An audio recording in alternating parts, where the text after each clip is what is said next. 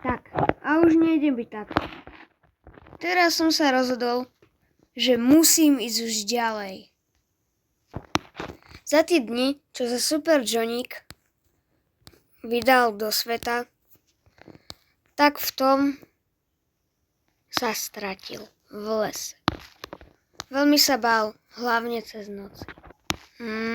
Kde to môžem byť? Dúfam, že som konečne natrafil na nejakú lúku. Dobre, takže dúfam, že to bude niečo dobré.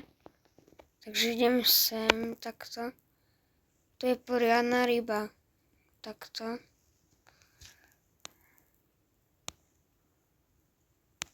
Poď. Super, Johnnyk sa predsa rozhodol skúsiť niečo nové. Napríklad postaviť si nejaký maličký domček. Ale nevedel, ako vyťažiť strom. Ale predsa len mu došlo, že keď vyťaží spodok, tak celé spadne. A potom má veľa dreva. A z toho si postupne položil si jedno a urobil z toho toto. A z toho, čo mal, urobil toto. No, ale nepostačilo mu to na úkryt. Preto potreboval ďalšie drevo.